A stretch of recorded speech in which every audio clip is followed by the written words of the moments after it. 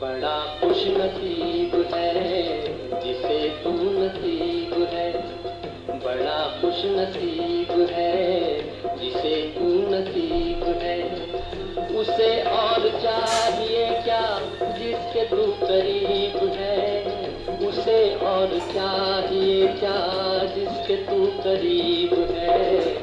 बड़ा खुशनसीब है जिसे तू नसीब है, उसे और चाहिए क्या जिसके तू करीब है, उसे और चाहिए क्या जिसके तू करीब है। बड़ा खुशनसीब है।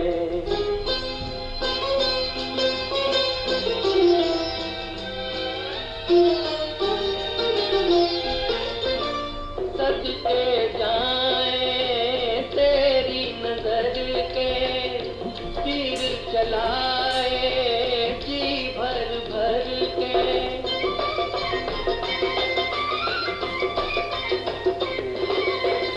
सदके जाए तेरी नजर के तीर चलाए जी भर भर के। जी उठे हम तुझ पे मर के, हाल दिल पूछिए हाल दिल अजीब है। हाय हाल दिल पूछिए हाल दिल अजीब है। उसे और चाहिए क्या जिसके तू करीब है, उसे और चाहिए क्या जिसके तू करीब है। बड़ा खुशनसीब है। ओम शांति। आज बाबा की 12 जून 2021 की मुरली है। आज की मुरली में बाबा ने बताया, मीठे बच्चे, सूर्यवंशी राज्य पद लेने के लिए अपना सब कुछ बाप पर स्वाहा करो। सूर्यवंशी राज्य पद अर्थात एयर कंडीशन टिकट है ना। सूर्यवंशी माना सतयुग, सतयुग का राज्य पद लेने के लिए बाबा ने कहा अपना सब कुछ बाबा पर स्वाहा करो, बलिहार जाओ। तो ये एयर कंडीशन की टिकट है। और चंद्रवंशी है फर्स्ट क्लास की टिकट।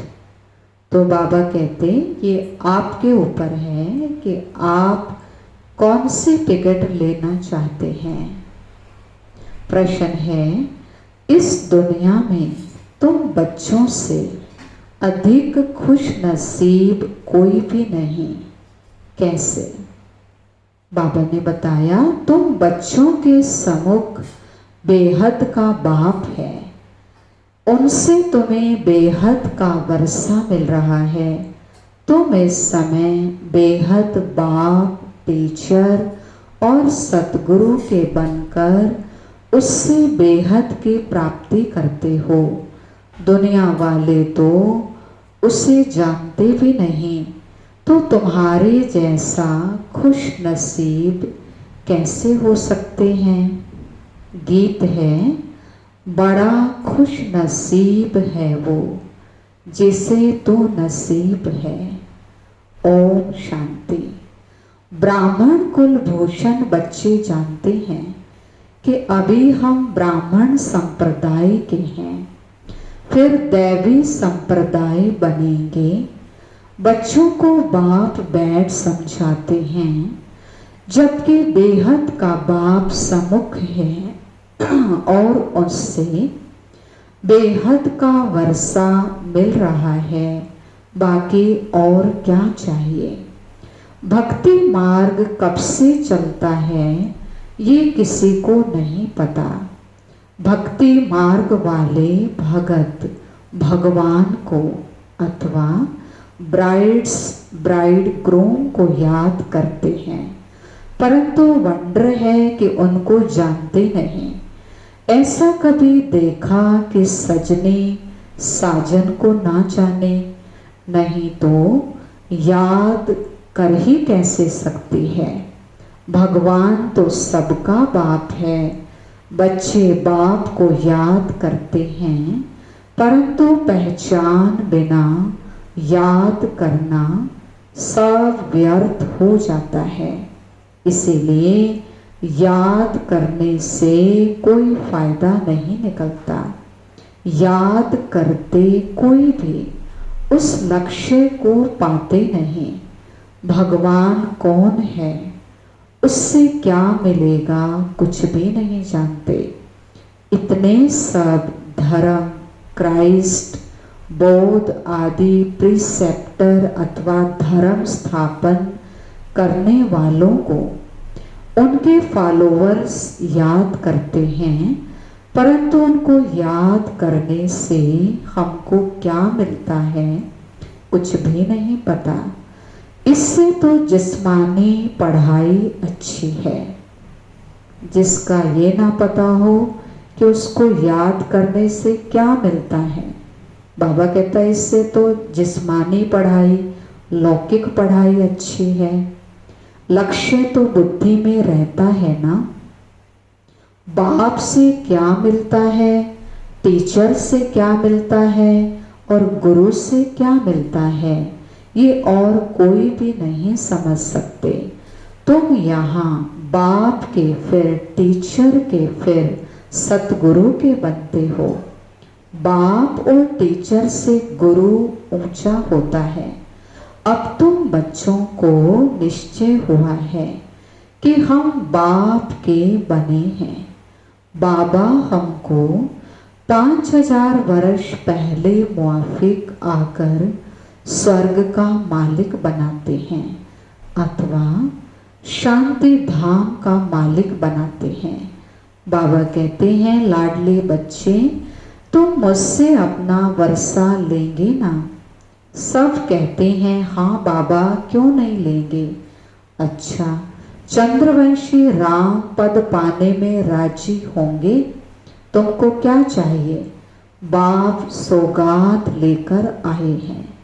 तुम सूर्यवंशी लक्ष्मी को वरेंगे या चंद्रवंशी सीता को? तुम अपनी शक्ल तो देखो।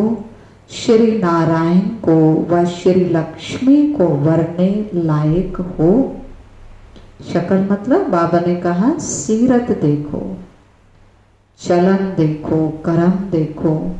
लक्ष्मी व नारायण को वरने लायक हो।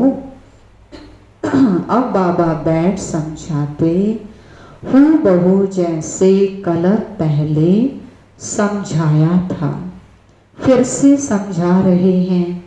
तुम फिर से आकर वर्षा ले रहे हो। तुम्हारी लक्ष्य ही है बेहद के बाप से बेहद का वर्षा लेने का। वो है सूर्यवंशी राज्य पद, सेकंड ग्रेड है चंद्रवंशी। जैसे air condition first class, second class होते हैं ना, तो सत्युग की पूरी राजधानी एयर कंडीशन समझो।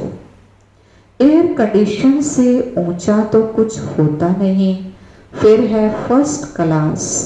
तो अब बाबा कहते हैं तुम एयर कंडीशन का सूर्यवंशी राज्य लेंगे व चंद्रवंशी फर्स्ट क्लास का लेंगे। उससे भी कम तो फिर सेकंड क्लास में नंबर वार वारिस बनो। फिर तुम पीछे पीछे आकर राज्य पाएंगे। नहीं तो थर्ड क्लास प्रजा, फिर उनमें भी टिकट रिजर्व होते हैं। First class reserve, second class reserve, नंबरवार दर्जे होते हैं। बाकी सुख तो वहाँ है ही। अलग अलग कंपार्टमेंट तो है ना। साहूकार आदमी टिकट लेंगे एयर कंडीशन की। तुम्हारे में साहूकार कौन बनते हैं जो सब कुछ बाप को दे देते हैं? बाबा, ये सब कुछ आपका है। वास्तव में महिमा गाई हुई है। सौदागर, रत्नागर, जादूगर, ये महिमा है बाप के, ना कि सिर्फ कृष्ण के। कृष्ण ने तो वर्षा लिया, सतयुग में प्रारब्ध पाई, वह भी बाबा का बना। प्रारब्ध कहाँ से तो पाई होगी ना। लक्ष्मी नारायण सतयुग में प्रारब्ध भोगते हैं। अब तुम बच्चे अच्छी तरह जानते हो, जरूर इन्होंने पास्ट में प्रारब्ध बनाई होगी। नेहरू की प्रारब्ध कितनी अच्छी थी, जरूर अच्छे कर्म किए थे। बिना ताज भारत का बादशाह था। भारत की महिमा तो बहुत है। भारत जैसा ऊंचा देश कोई हो नहीं सकता। भारत परम पिता परमात्मा का जन्म स्थान है। यह राज किसी की बुद्धि में नहीं बैठता। परमात्मा ही सबको सुख शांति देते हैं आधा कल्प के लिए। भारत ही नंबर 1 तीर्थ स्थान है। परंतु ड्रामानुसार एक बाप को भूलने से सृष्टि की हालत कैसी हो गई है। इसीलिए शिव बाबा फिर से आते हैं। निमित्त तो कोई बनते हैं ना।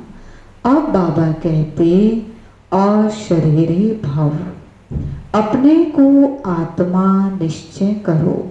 मैं आत्मा किसकी संतान हूँ यह कोई नहीं जानता। वंडर है ना।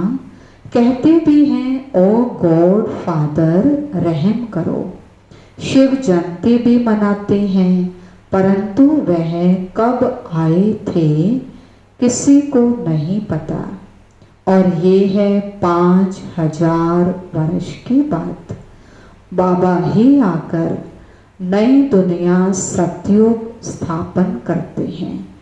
सतयुग की आयु लाखों वर्ष तो है नहीं, तो घोर अंधियारा है ना। गीता का उपदेश कितने आकर सुनते हैं, परंतु ना पढ़ाने वाले ना पढ़ने वाले कुछ समझते हैं।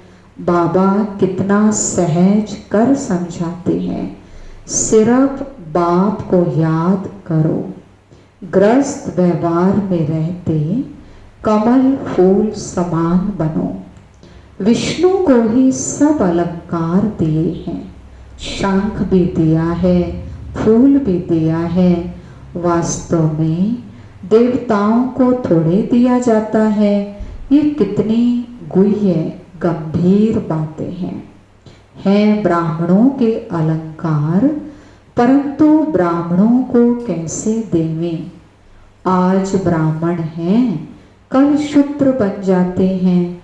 ब्रह्मा कुमार ही शूद्र कुमार बन जाते। माया देरी नहीं करती है। अगर कोई गफलत की बाप की श्रीमत पर ना चला, बुद्धि खराब हुई, माया अच्छी तरह चमाट मारकर मुंह फेर देती है। मनुष्य गुस्से में कहते हैं ना, थप्पड़ मार कर मुंह फेर दूंगा, तो माया भी ऐसी है। बाप को भूले और माया 1 सेकंड में थप्पड़ मारकर मुंह फेर देती है। 1 सेकंड में जीवन मुक्ति पाते हैं। माया सेकंड में जीवन मुक्ति खत्म कर देती है। कितने अच्छे अच्छे बच्चों को माया पकड़ लेती है। देखती है कहाँ गफलत में हैं, तो झट थप्पड़ लगा देती है। बाबा तो आकर पुरानी दुनिया से मुंह फिराते हैं। लौकिक बाप कोई गरीब होता है, पुरानी झोपड़ी में रहते हैं, फिर नया बनाते हैं, तो बच्चों की बुद्धि में बैठ जाता है बस अब नया मकान तैयार होगा, हम जाकर उसमें बैठेंगे, ये पुराना तोड़ देंगे। अब बाबा ने तुम्हारे लिए हथेली पर बहिष्ट अथवा वैकुंठ लाया है। कहते हैं लाडले बच्चे आत्माओं से बात करते हैं बाबा, इन आँखों द्वारा तुम बच्चों को देख रहे हैं। बाबा समझाते हैं मैं भी ड्रामा के वश हूँ, ऐसे नहीं ड्रामा के बिना कुछ कर सकता हूँ। बाबा कहता नहीं, बच्चे बीमार पड़ते हैं, ऐसे नहीं मैं ठीक कर दूंगा, ऑपरेशन करने से छुड़ा दूंगा। बाबा कहता नहीं, कर्म भोग तो सबको भोगना ही है ना। कर्म भोग बाबा की याद से ही चुकतो होंगे। बाबा ने कहा तुम्हारे ऊपर बहुत बोझा है, क्योंकि तुम सबसे पुरानी आत्मा हो इस सृष्टि की। शुरू से जन्म लिया ना, सतयुग से लेकर कलयुग तक जन्म लेते आए हैं, तो सबसे पुराने हैं, इसलिए हिसाब किताब भी बहुत ज़्यादा हैं 63 जन्मों के। तो बाबा ने कहा योग लगाने से कर्म भोग चुकतू होता है, कुछ हल्का होता है, फिर हल्के भी हो जाते हैं, है ना। सूली से कांटा बन जाता है। सतो प्रधान से एकदम तमो प्रधान बने हो। अब तुम बच्चों को बाबा मिला है तो बाप से वर्षा लेना चाहिए। तुम जानते हो कल्प कल्प ड्रामानुसार हम बाप से वर्षा लेते हैं। जो सूर्यवंशी चंद्रवंशी घराने के होंगे वो अवश्य आएंगे। जो देवता थे फिर शूद्र बन गए, फिर वही ब्राह्मण बन दैवी संप्रदाय बनेंगे।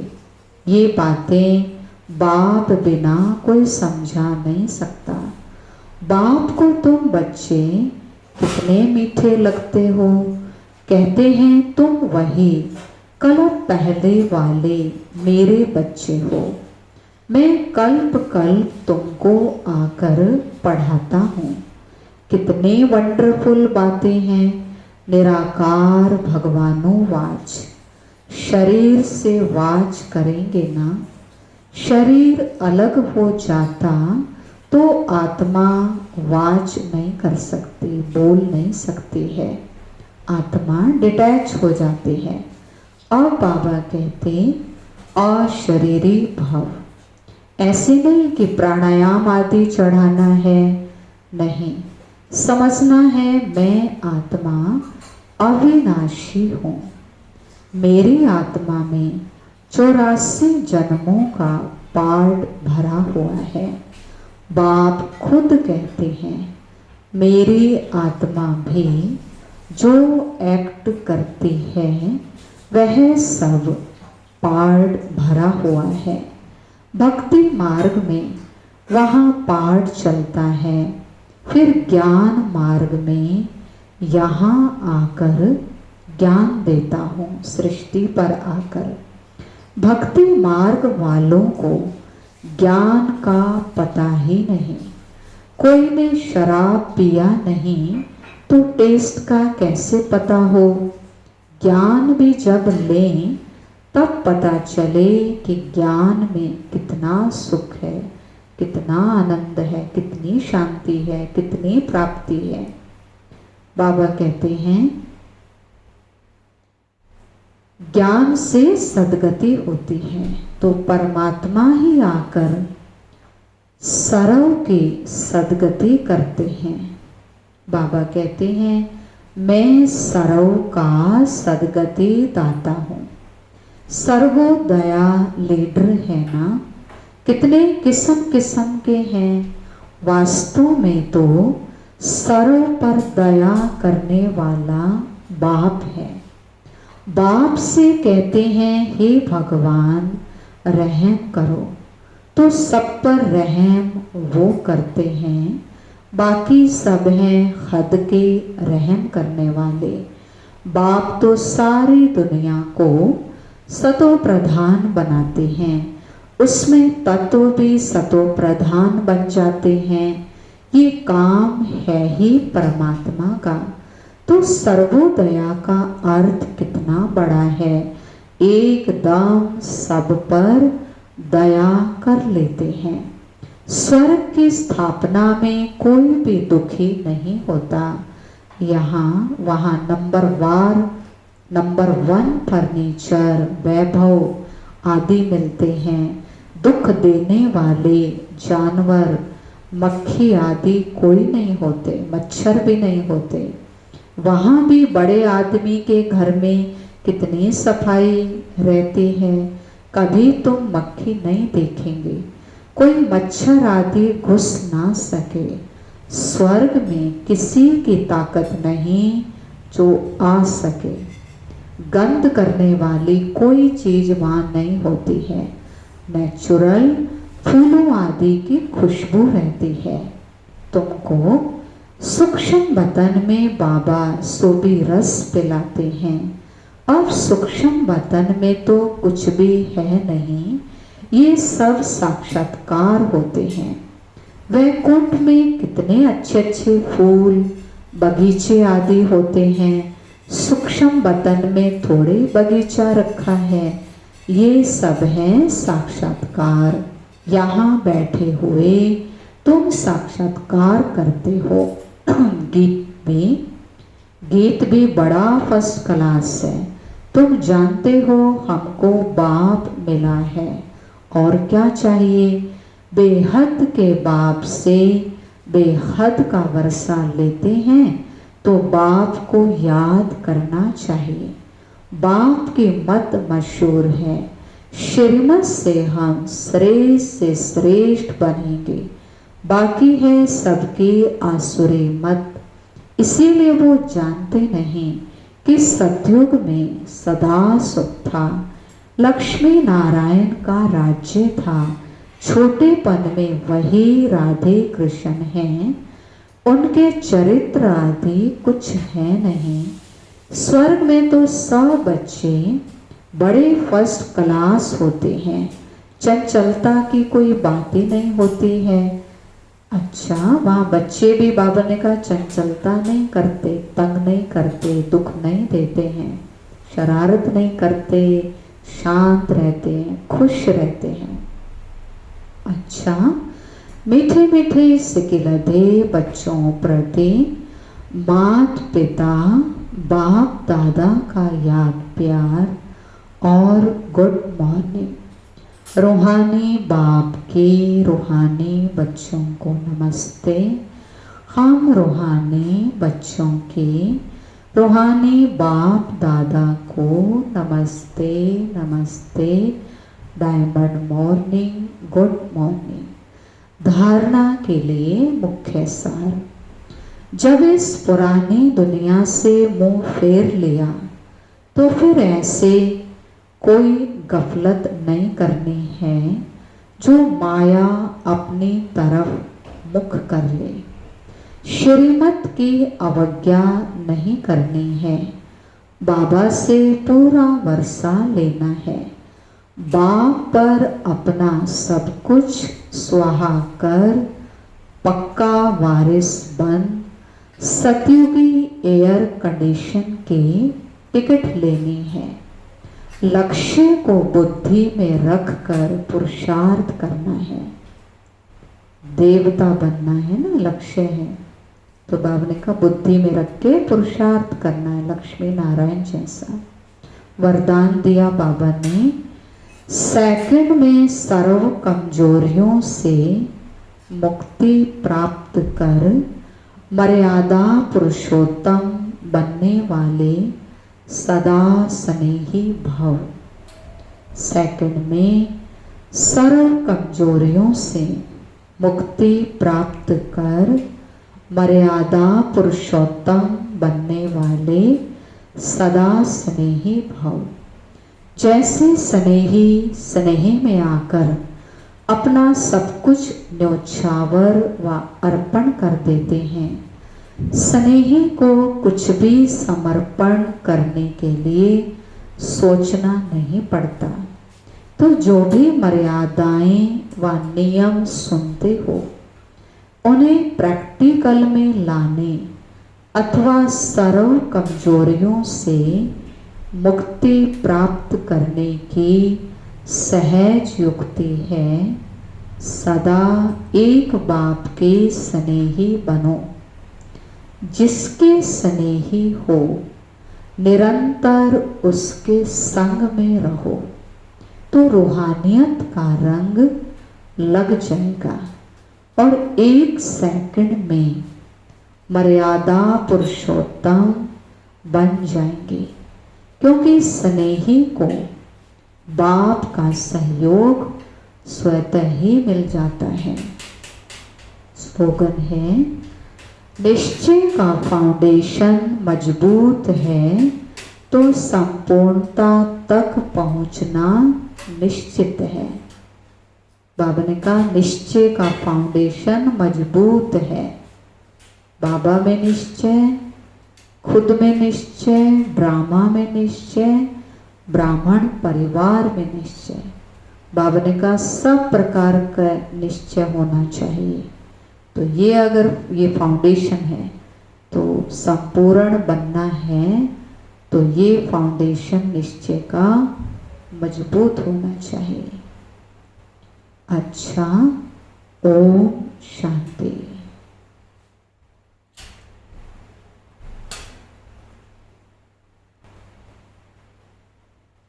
आज का स्वामान का अभ्यास करेंगे।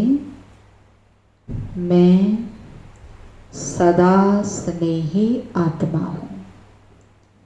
मेरा स्नेह बाबा के साथ है।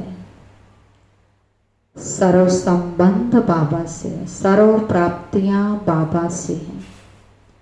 तो बाबा ने कहा जहाँ प्राप्तियां होती हैं वहाँ स्नेह भी हो जाता है।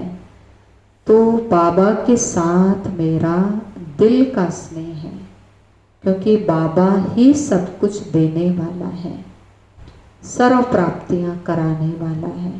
तो बाबा ने कहा जहाँ स्नेह होगा वहाँ उनके समान बनना सहज हो जाता है, मर्यादा में चलना आसान हो जाता है, उनका कहना मानना आसान हो जाता है, कमजोरियों से मुक्त होना आसान हो जाता है। इसलिए और स्नेही को फिर सहयोग भी प्राप्त होता है, तो बाबा का सहयोग भी मिलेगा। तो इसलिए बाबा कहते संपूर्ण बनने में मदद मिल जाती है। स्नेह रखो तो संपूर्ण बन जाएंगे। अच्छा, ओम शांति। हाल दिल अजीब है, उसे और चाहिए क्या, जिसके तू करीब है, उसे और चाहिए क्या, जिसके तू करीब है, बड़ा खुशनसीब है।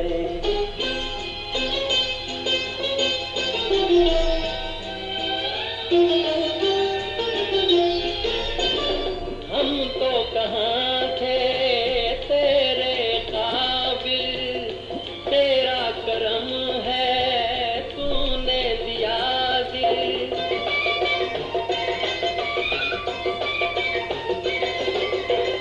हम तो कहाँ थे तेरे काबिल, तेरा करम है तूने दिया दिल। खुद ही चल के आ गई मंजिल, वो तो बादशाह है भले ही गरीब है। हाय वो तो बादशाह है भले ही गरीब है, उसे और चाहिए क्या, जिसके तू करीब है, उसे और चाहिए क्या, जिसके तू करीब है, बड़ा खुशनसीब है।